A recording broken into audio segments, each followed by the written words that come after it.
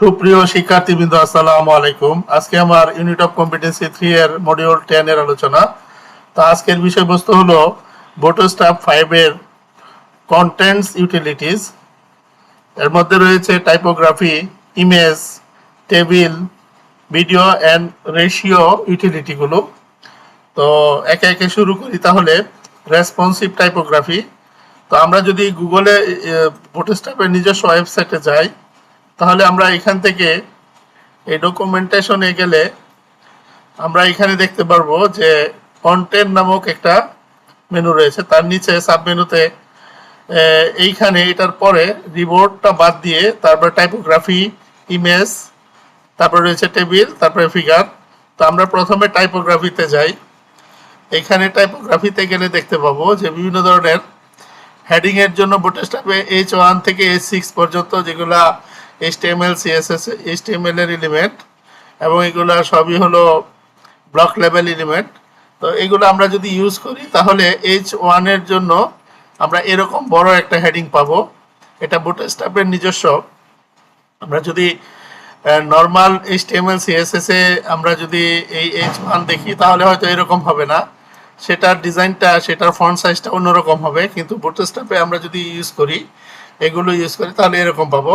আমরা যদি আমাদের ওয়েবসাইটে যাই, যে আমরা এগুলা এখানে আমরা যদি কপি করে এখানে এগুলা সরিয়ে দেই, সব দিয়ে যদি আমি এখানে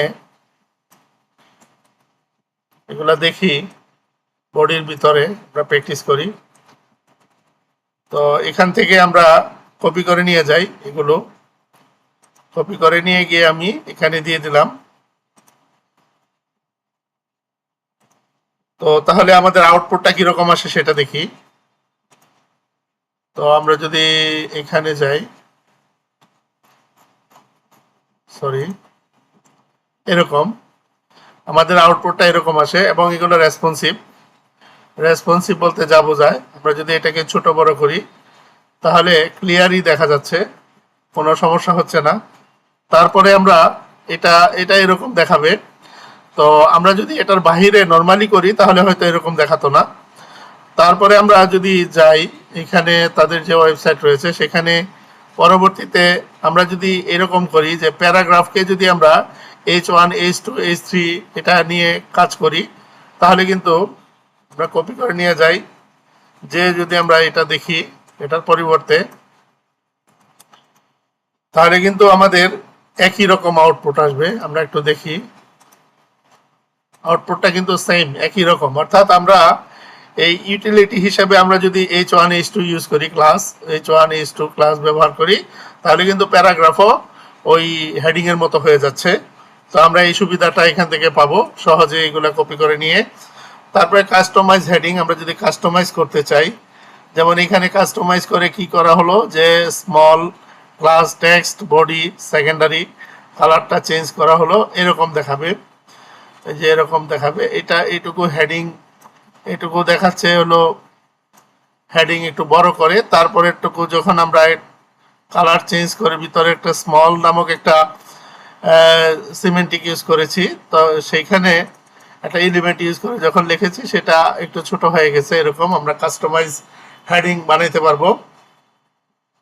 তারপরে আমরা ডিসপ্লে হেডিং, যদি আমরা ডিসপ্লে এই ইউটিলিটিটা ইউজ করি, অর্থাৎ ডিসপ্লে 1, ডিসপ্লে 2, ডিসপ্লে 3, ডিসপ্লে 6, তাহলে আমাদের এরকম ডিজাইনেবল এবং একটু লাইট টাইপের এবং অনেক বিগ সাইজের হেডিং আমরা পাবো। আমরা যদি এটা কপি করে নিয়ে যাই এবং এখানে যদি আমরা দেই পেস্ট করে, এটার পরিবর্তে আমরা কিন্তু সেটা পাবো।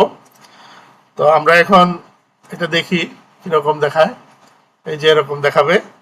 খুব সহজে এগুলো নিয়ে আমরা ব্যবহার করতে পারবো। তারপরে আমরা যদি এদিকে যাই, এই পর্যন্ত ইউটিলিটি মানে টাইপোগ্রাফির যে ইউটিলিটি সেগুলো।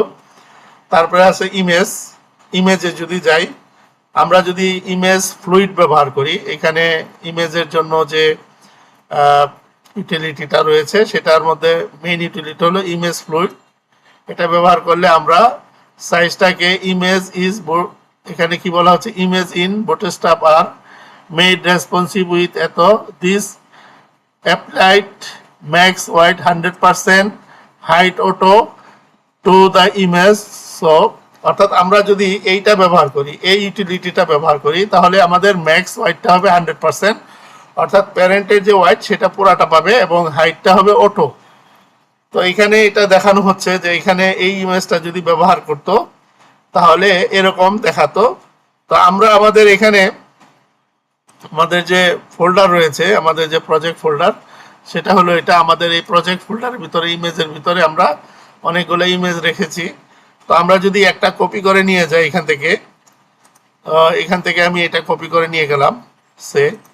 কপি করে নিয়ে গিয়ে আমি যদি এখানে দেই, এটা চেঞ্জ করে আমি যদি এই লাইনটা লিখি, লেখার পরে আমার এখানে যেহেতু আমার এখানে ইমেজগুলো রয়েছে, ইমেজেস নামক ফোল্ডারে 1.jpg এভাবে আছে। তো আমরা এই যদি এইটা এখানে আমরা একটা অল্টারনেটিভ টেক্সট দেই, first image FY first slide বা ইমেজ একটা কিছু দিলাম। তো এটা মানে হলো যদি ইমেজটাকে কোনো কারণে না পায় তাহলে সেই জায়গায় এই লেখাটা অল্টারনেটিভলি শো করবে। তো আমরা এই ফোল্ডার থেকে আমরা একটা ইমেজকে অ্যাক্সেস করছি। তো সেটা কীরকম, এই ইমেজ ফ্লুইড ব্যবহার করলে কেমন হয় আমরা সেটা একটু দেখি। তো আমরা যদি এখানে এটাতে যাওয়ার পরে আমরা আমাদের ওয়েবসাইটে গেলে এরকম ইমেজটা আসবে, অর্থাৎ এটা পুরা স্ক্রিনটা জুড়ে ইমেজটা, এবং এটা রেসপন্সিভ। যখনই আমরা এটাকে ছোট করছি ইমেজটাও ছোট হয়ে যাচ্ছে, তার মানে একটা রেসপন্সিভ ইমেজ পাবো। এবং ফুল হোয়াইট, এখানে বডির ফুল হোয়াইটটা নিয়ে নিচ্ছে, বা ভিউপোর্টের যে হোয়াইটটা, অর্থাৎ যে পেজটা ওপেন হওয়ার পরে যে স্ক্রিনটা মানে এখানে ব্রাউজার থেকে পেলো সেটা পুরাটাই ইমেজটা নিয়ে নিল। এবং এখানে একটা মার্জিন দেখা যাচ্ছে, যে ভার্টিক্যালি একটা মার্জিন এখানে। তো আমরা একটু খেয়াল করলে দেখবো যে এখানে একটা মার্জিন দেওয়ার কথা, একটা মার্জিন চলে আসছে। তো এখানে যেটা বলা হচ্ছে যে আমরা যদি এই ইমেজটাকে ব্যবহার করি তাহলে আমরা এরকম এটা হাইট অটো পাবো, ম্যাক্স এখানে মার্জিনের কথা বলা হয় না, যাই হোক। তারপরে আমরা যদি থাম্বনেইল ব্যবহার করি, থাম্বনেইল মানে হলো ছোট সাইজের ইমেজ। আমরা যে কোনো একটা ইমেজের যদি আমরা ছোট ইমেজ, ওটার ছোট ভার্সন ইউজ করতে চাই, অর্থাৎ এই ইমেজটাকে কাস্টমাইজ করে আমি যদি ছোট করতে চাই, তাহলে যে আমরা ইউটিলিটিটা ব্যবহার করব সেটার নাম হলো ইমেজ থাম্বনেইল। আমরা এটা যদি আমাদের এখানে ব্যবহার করি, ওটার পরিবর্তে ক্লাসটা আমরা যদি এটা ব্যবহার করি থাম্বনেইল, তো আমরা এখানে যাচ্ছি, থাম্বনেইলটা আমরা এখানে এই ক্লাসের মধ্যে ব্যবহার করছি, করলে পরে যেরকম দেখায় সেটা দেখি একটু। তো আমাদের এটা হলো থাম্বনেইল। থাম্বনেইল আমরা ইউজ করার সাথে সাথে কিন্তু ইমেজের চতুর্দিকে একটা বর্ডার তৈরি হয়ে গেল, এবং এখন ইচ্ছে করলেই আমরা যেরকম খুশি সেরকম আমরা সাইজ দিতে পারবো। আমরা যদি এইখানে আমরা এখানে W50 ইউজ করি, দেখি কি দাঁড়ায়। ইমেজের সাইজটা কিন্তু ছোট হয়ে গেছে। তো এরকম ভাবে আমরা ইমেজটাকে ছোট করতে পারবো। তো এবং এটাকে যদি আমরা দেখি একটু যে এটা রেসপন্সিভ কিনা, এটা ফুললি রেসপন্সিভ ইমেজ। তো এইভাবে আমরা ইমেজকে সহজেই আমরা এই ইউটিলিটিগুলো দিয়ে আমরা সহজেই কন্ট্রোল করতে পারবো ওয়েবসাইটে।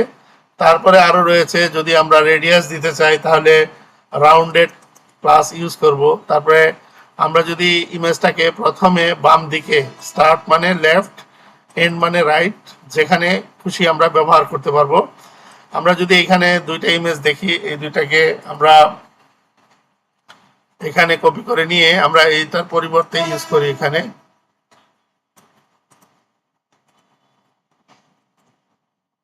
আমরা এটাকে কপি করে এখানে দিয়ে দিই।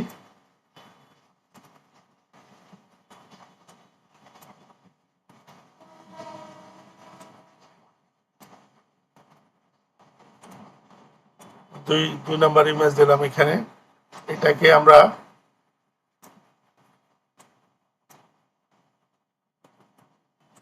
জাস্ট বোঝার জন্য যে আমরা এখানে কি করলাম, যে ইমেজটাকে এরকম করলাম। আরেকটা কাজ করি, সেটা হলো হোয়াইটটাকে চেঞ্জ করে দিই। হোয়াইট একটা 50%, আর এটা হলো দুটাই 50% দিই। দিয়ে আমরা দেখি যে কি মানে কি পরিবর্তনটা আসলো। এটা W 50% বা 25% আমরা ইউজ করতে পারি। তো আমরা এটা দিয়ে দেখি যে কেমন হলো আমাদের এটা ইমেজের সাইজটা। আমরা দুইটা ইমেজকে এখানে সুন্দরভাবে রাউন্ডেড ইমেজ আমরা একটা লেফটে একটা রাইটে ব্যবহার করতে পারছি, জাস্ট এই ইউটিলিটিগুলো ব্যবহার করার কারণে। তো এইভাবে আমরা ইমেজকে আমরা কন্ট্রোল করতে পারবো একটা ওয়েব পেজে বুটস্ট্র্যাপের নিজস্ব ইউটিলিটি ব্যবহার করে। তারপরে আসে টেবিলের মধ্যে এখানে একটা টেবিলের যদি আমরা এখানে দেখি, এটা একটা টেবিল, এটা টেবিলের হলো হেডিং। তারপরে টেবিলে কি থাকে, অনেকগুলো রো, যেমন এটা একটা রো, এটা একটা রো, এটা একটা, অর্থাৎ এইটা হলো হেডার এরিয়া। তারপরে এইটুকু হলো বডিতে 3টা রো, হেডারে একটা রো। তো হেডারের রোগুলো সাধারণত একটু বোল্ড হবে এবং একটু বড় হবে। তারপরে ডাটাগুলা পরবর্তী যে ডাটা এরিয়াতে থাকবে। তার মানে এটা হলো TH টেবিল হেডিং, আর এটা table body, table header table body এভাবে। তো আমরা যদি এখানে আমরা দেখি সেইভাবে আছে কিনা, যে টেবিল নামক যে এলিমেন্ট সেটা নিতে হবে অবশ্যই। টেবিল এখানে শুরু, স্টার্টিং ট্যাগ, এখানে এন্ডিং ট্যাগ। তারপরে এটুকু হলো টি হেড মানে টেবিলের যে হেডার অংশ এটুকু। টি হেডের ভিতরে তারপরে টিআর দিতে হবে। টিআর মানে টেবিল রো এর ভিতরে কলামকে গ্রুপ করতে হবে। এখানে কলাম হলো 1 2 3 4টা কলাম, 1 2 3 4টা কলাম, প্রত্যেকটা হলো টিএইচ মানে টেবিল হেড। তো এইভাবে টেবিল হেড। তারপরে টেবিল বডির ভিতরে এখানে 3টা রো, 1 2 3, 3টা রো, 3টা রো এর ভিতরে 4টা কলাম, প্রত্যেকটা কলামের হলো টিডি টিডি। এখানে আবার প্রত্যেকটাকে হেডিং বানিয়ে ফেলেছে। যাই হোক, এইটাকে মানে বোল্ড করার জন্য, প্রথমটাকে বোল্ড করার জন্য এই কাজটা করেছে। তার মানে আমরা যেখানে খুশি সেখানে হেডিং ব্যবহার করতে পারবো। তবে আমরা একটা সিস্টেমেটিক ওয়েতে, যেখানে আমরা বডিতে বডি দেবো অবশ্যই, কিন্তু এখানে টেকনিক্যালি এই কাজটা করেছে, যার কারণে এখানে প্রথমটা একটু বোল্ড হয়ে গেছে। এই যে এখানে এটা বোল্ড, এটা বোল্ড, এটা বোল্ড, পরেগুলা কিন্তু ঠিক আছে।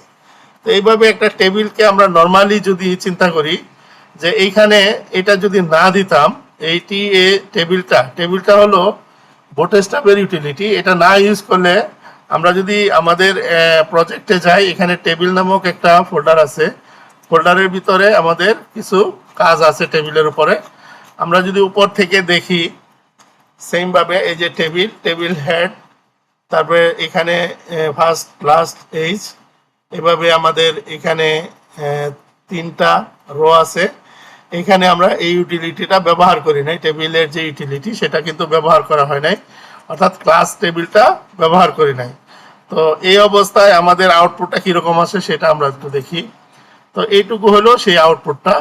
এখানে জাস্ট একটা টেবিল, যার কোনো বর্ডার নাই, কিছুই নাই, এখানে সব কিছু ছাড়া এটা এইভাবে দেখাচ্ছে। তো আমরা এটা হলো নর্মালি যদি আমরা ইউটিলিটি না ইউজ করি। তো আমরা যখনই এই ইউটিলিটি ইউজ করবো এটার উপরে, তখনই দেখে বিশাল পরিবর্তন, এই যে এরকম বিশাল পরিবর্তন, এবং ডিজাইনেবল, এবং এটা রেসপন্সিভ। আমরা যদি ছোট বড় করি, রেসপন্সিভ। তো এটা হলো জিনিস। তো আমাদের এইখানে আমরা যদি যাই, যে জাস্ট আমি এই টেবিল নামক এই ইউটিলিটিটা ব্যবহার করেছি, আর এখানে মার্জিন, ভার্টিক্যালি মার্জিন দেওয়া হয়েছে 5। তো 5 মানে হলো 48 সম্ভবত পিক্সেল। 48 পিক্সেল মার্জিন দেওয়ার কারণে এটা কিন্তু উপর থেকে একটু নিচের দিকে আসছে, এই টেবিলের এই অংশ থেকে একটু নিচে। তো এটা হলো একটা পরিবর্তন, যেখানে একটা হালকা বর্ডারও রয়েছে। এখানে প্রত্যেকটা রো এর জন্য একটা আলাদা আলাদা বর্ডার রয়েছে। তারপরে যদি আমরা যাই, পরবর্তীতে আমাদের কি রয়েছে, পরবর্তীতে আমাদের এইখানে আমরা স্ট্রাইপড ইউজ করেছি। আর টেবিল স্ট্রাইপড আমরা যদি ইউজ করি, তাহলে টেবিলের এক একটা রোয়ের এক এক ধরনের কালার হবে। আমরা যদি এখানে যাই দেখতে পাবো যে এটা সাদা, এটা একটু অ্যাশ কালারের, তারপরে সাদা, তারপরে মানে স্ট্রাইপ হয়ে গেছে। স্ট্রাইপ মানে যেরকম মানে ডিজাইনটা সেরকম হয়ে গেছে। তো এটা হলো এই ইউটিলিটি ব্যবহার করার কারণে জাস্ট এটা হয়েছে। তো আমরা এখানে যদি আবার যাই, এটা দেখতে হবে স্ট্রাইপড, এটা ইউজ করার কারণে। তারপরেরটায় যদি আমরা যাই, এখানে আমরা কি ব্যবহার করেছি যে এখানে জাস্ট সরি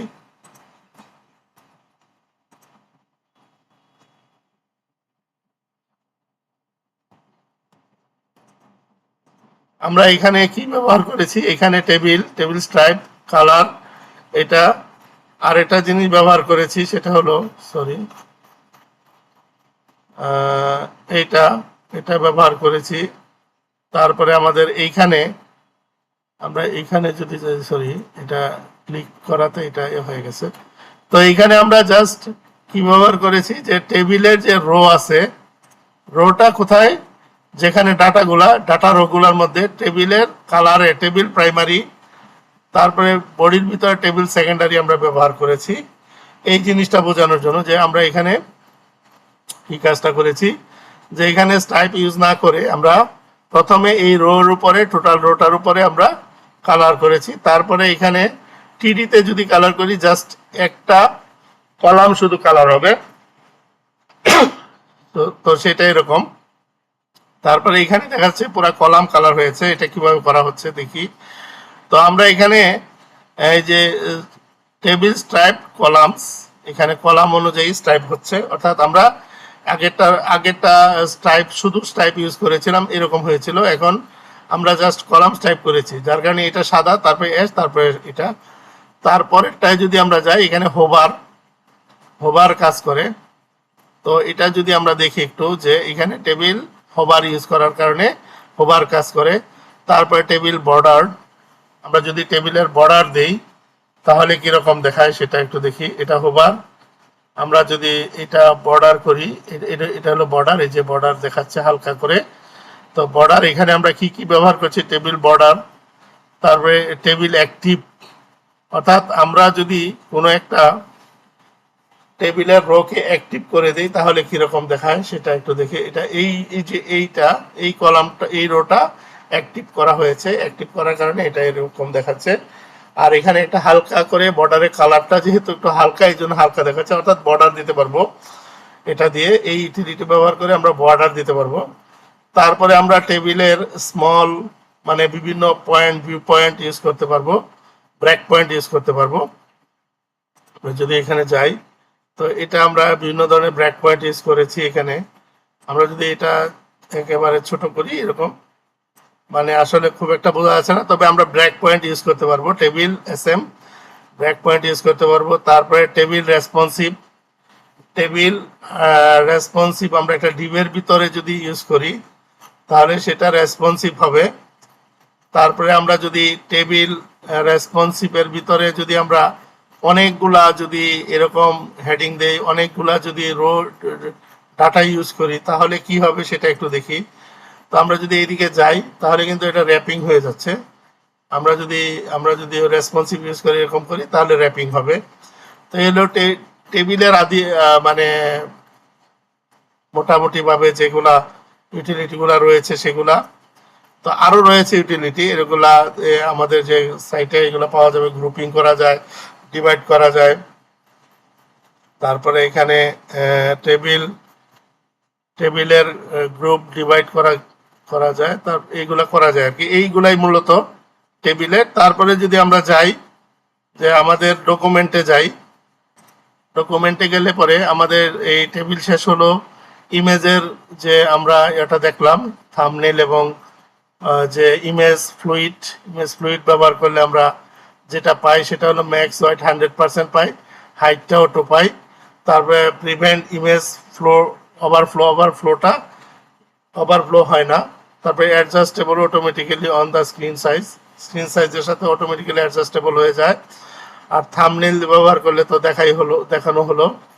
তারপরে যদি আমরা যাই, তারপরে আমরা ফিগার হলো মূলত একটা ইউটিলিটি, যেটা ব্যবহার করলে আমরা ওই ছবির পাশাপাশি আমরা একটা ক্যাপশন পাবো। যেমন এখানে যদি আমরা এটা খেয়াল করি, এখানে আমরা মূলত ফিগার একটা সিমেন্টিক এলিমেন্ট ফিগার, আবার একটা ইউটিলিটিও রয়েছে, একটা ক্লাসও রয়েছে ফিগার। তো এই সিমেন্টিক ইউটিলিটি ব্যবহার করে আমরা এখানে ফিগারের ক্যাপশন ইউজ করতে পারবো, অর্থাৎ ইমেজের সাথে আমরা ক্যাপশন ইউজ করতে পারবো। তো আমরা যদি এটাকে কপি করে নিয়ে যাই, কপি করে যদি এখানে দেখি আমাদের যে আমাদের এটা আমরা যদি এখানে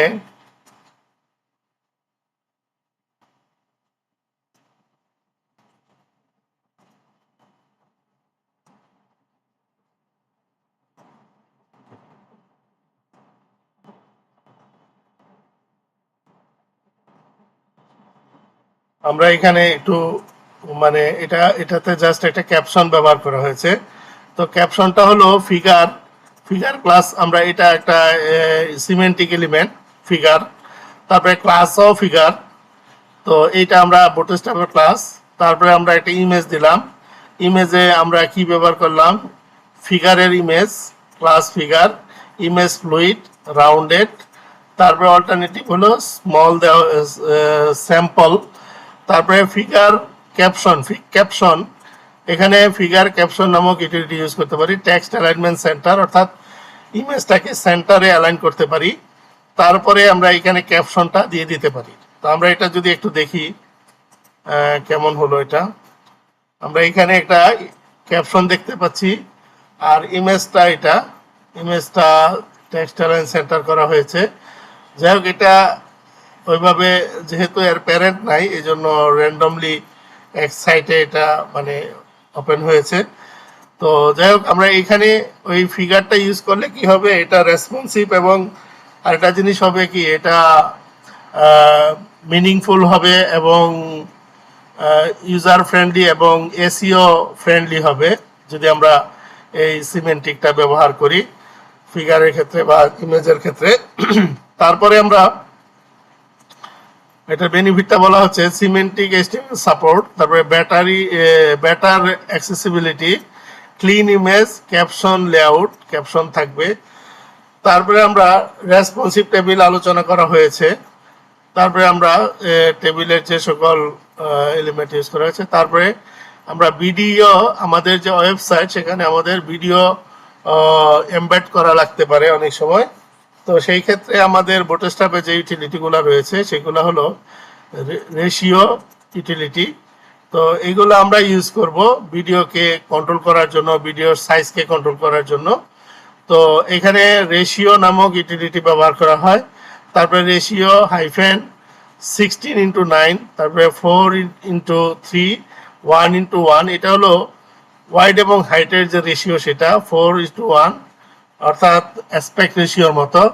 তারপরে 1:1, এরকম যদি ভিডিওর যে সাইজটা আমরা যদি সেট করতে চাই তাহলে আমরা এই ইউটিলিটিগুলো ব্যবহার করব।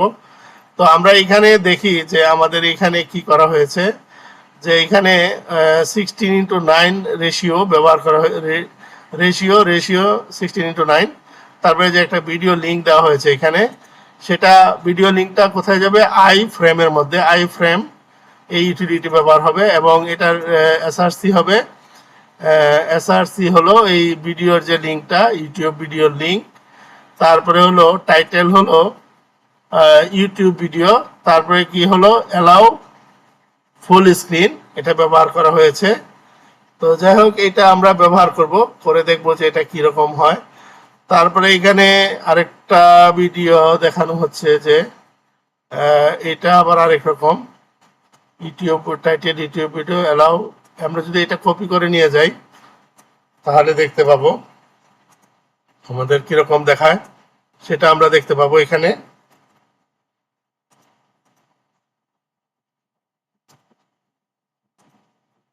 তো আমরা এখানে দুইটা একই ভিডিও আমরা যে এটা একই ভিডিও নিয়ে আসছি এবং এটার যে টাইটেল একই, অ্যালাউ ফুল স্ক্রিন অ্যালাউ করবে, এটা জাভাস্ক্রিপ্টের একটা প্রপার্টি। আমরা এখানে এটাকে দেখি, আমরা এখানে দুইটা ইউজ করি, দুইটা একই জিনিস, আমরা একটা দেখি। তো এখানে তাহলে আমাদের কি ইউজ করা হলো, যে একটা ডিবের ভিতরে আমরা রেশিও নামক ইউটিলিটি নিলাম, তার রেশিও 16:9, হোয়াইট 16, এটা 9। তারপরে আই ফ্রেম নামক যে ইউটিলিটিটা মানে এলিমেন্ট, সিমেন্টিক এলিমেন্ট, সেটা ইউজ করে আমরা ভিডিওকে এমবেড করব। এটাকে বলা হয় এমবেড করা বা কোনো একটা সাইটে বা পেজে যুক্ত করা। তো নর্মালি আমাদের যখন আমরা এটা একটা দেখে নিই আগে, আমাদের এটা কিরকম দেখায়, এরকম ফুল স্ক্রিন নিয়ে নিচ্ছে। আমরা যদি এটাকে ক্লিক করি আমাদের কিন্তু ওই পেজের মধ্যে কিন্তু এটা আমাদের ওই পেজের মধ্যেই কিন্তু এটা কি হচ্ছে, ওই ভিডিওটা চলতেছে। তো আমরা এই সুবিধাটা পাবো। এখন আমরা যদি আমাদের যদি ইউটিউবে যাই, আমরা যে ইউটিউবে গেলাম, যাওয়ার পরে যদি আমরা যে কোনো একটা ভিডিও আমরা ওপেন করব, পরে আমরা দেখবো যে আমরা ভিডিও থেকে একটা মানে লিঙ্ক কপি করলে আমরা কি পাই সেটা আমরা একটু দেখি। তো আমরা যদি এখানে যাই, তো এটাতে গেলে পরে আমরা এখানে একটা লিঙ্ক পেয়েছি, এটাকে কপি করে নিয়ে আসি। কপি করে যদি আমি এখানে আমরা যদি এখানে পেস্ট করি, তাহলে এখানে আমরা খেয়াল করব যে আমরা যদি এখানে খেয়াল করি যে এই যে লিঙ্কটা পেলাম, এই লিঙ্ক আর এই লিঙ্কের মধ্যে কিছুটা পার্থক্য রয়েছে। যে এইখানে http হাইট, তারপরে হলো www.youtube.com/embed/ তারপরে এই লিঙ্কটা। কিন্তু এইখানে আমরা যে লিঙ্কটা দেখতে পাচ্ছি সেটার মধ্যে এই যে এখানে স্ল্যাশ এর পরে ওয়াচ, তারপরে হোয়াট চিহ্ন ভি দিয়ে এটা, তার মানে এইখানে এটা আর এটার মধ্যে পার্থক্য হলো এখানে এমবেডটা নাই। এখন আমি যদি এটা এখানে ব্যবহার করি তাহলে কিন্তু হবে না। আমার এইটুকু কেটে দিয়ে এই অংশটুকু কেটে দিয়ে আমার এখানে লিখতে হবে এমবেড লিখে যদি আমি এটা দেই, তাহলে আমি এখন নতুন করে আমি এই লিঙ্কটা ব্যবহার করতে পারবো। আদারওয়াইজ কিন্তু ওইটা ব্যবহার করলে কিন্তু আমরা ইউজ করতে পারবো না। এটা বোঝানোর জন্য আমি যদি এখন দেখি যে নতুন একটা লিঙ্ক,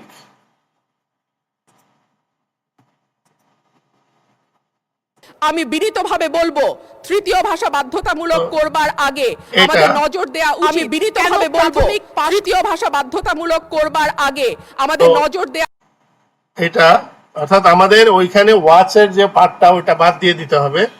ওয়াচের অংশটা বাদ দিয়ে আমাদের এইভাবে এটা ইউজ করতে হবে, তা না হলে আমাদের ভিডিও লিঙ্কটা ঠিকভাবে পাবে না। তাহলে পরবর্তীতে আর কি আছে আমাদের, মোটামুটি এই হলো অবস্থা।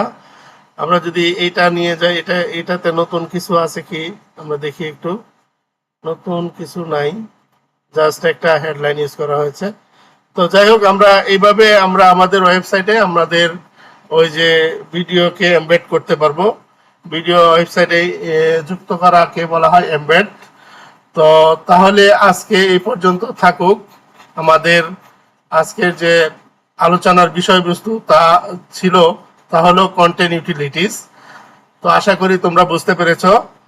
তো পরবর্তী ক্লাসের জন্য ইনশাল্লাহ আমি ভিডিও তৈরি করছি। তো